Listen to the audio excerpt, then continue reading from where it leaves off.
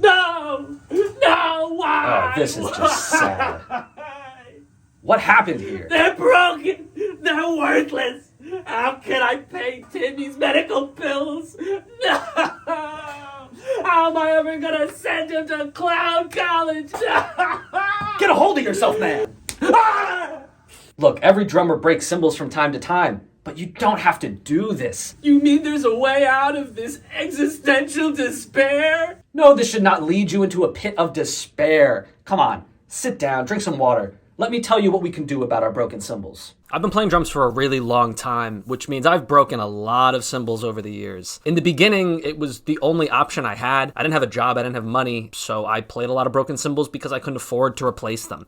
I think for a lot of people out there who are drumming on a budget, this is probably your day-to-day. At this point, I have enough intact cymbals to cover this whole thing. I would never need to play with a broken one if I really didn't want to. And yet, I still play with broken cymbals almost every single day. Honestly, the main reason that I still use broken cymbals most of the time I practice, it's so that I can keep my nice cymbals nice for longer. A couple of years ago, I was running through cymbals pretty quickly, and I realized that I didn't know what to do with them. So you don't want to throw them away because there's some kind of emotional attachment there, but you don't want to play them because you think they sound really bad, and you just end up having them take up space, collecting dust. There are a lot of resources online that tell you how you can use metalworking tools and tactics to alter your already broken cymbals in such a way that they will sound a bit better. I am not experienced in doing this at all. I don't have a shed, I don't have a garage, I don't have any metalworking tools. I will try to link to some videos in the description that cover that topic. I took a different approach entirely and decided that I would try to make my broken cymbals sound as good as possible by combining them into different stacks. Generally, you are gonna have two things always be the case when playing a broken cymbal. It's gonna have less sustain, meaning the sound does not ring for as long, and it's probably gonna be quieter overall. So what broken cymbals am I playing exactly? Let me show you. All right, mystery cymbal on its own.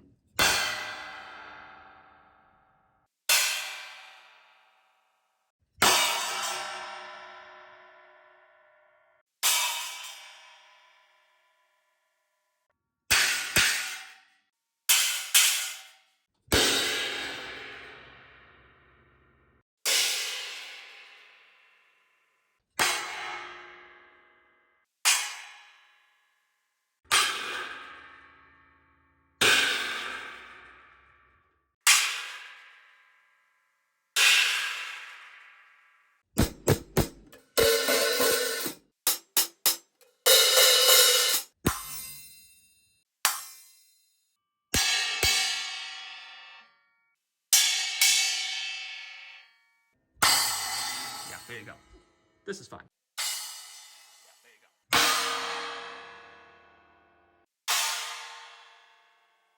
The one thing that I found overwhelmingly works with broken cymbals is industrial and hip-hop music. If you want it really dirty, dry, and punchy, which is a lot of the hip-hop drums that you would hear today, you know, they don't have these crashes with a long sustain. They're using stack cymbals, those clap stacks, and other really kind of short, crisp, punchy sounds. The other is in any kind of harsh noise, industrial type music.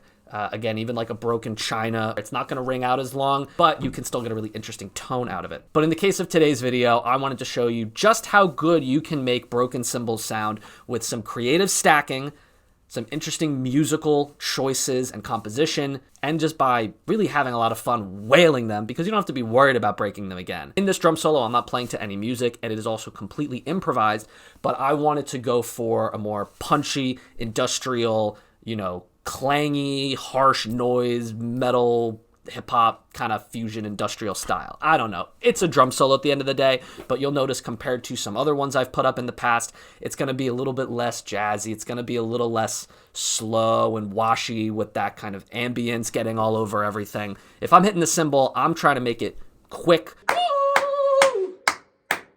Alrighty. In addition to playing with 10 broken cymbals, a couple other things worth noting. I also don't have any mics for my side snare over here. No top mic, no bottom mic on that, unlike this one. And the furnace in my house, which is about 2 feet behind you, the camera, the furnace is running. I usually turn my heat off every single time I record so that there's no noise, but it is most certainly running. So you're going to hear some clanging and some banging at some point. It's all in the spirit of dealing with what you've got and being creative with the environment and the instruments that you have. So with all that in mind, I thank you for watching. And let's play some fucking drums, shall we?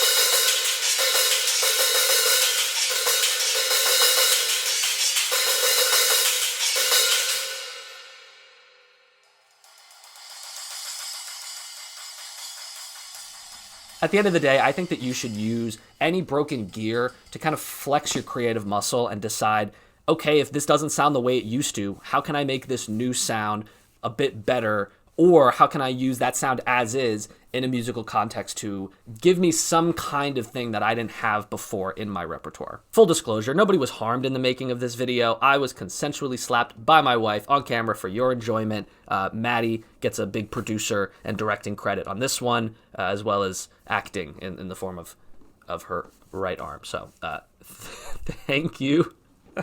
I really appreciate you sticking to the end of this video. Let me know your thoughts in the comments below. Next week, we're going back to drum covers. It's going to be Yearn 101 by Schoolboy Q, which was actually my #1 song on my Spotify Wrapped this year. It's going to be my last cover of 2024, so I really hope you subscribe and check that one out. I'll see you next time. Peace.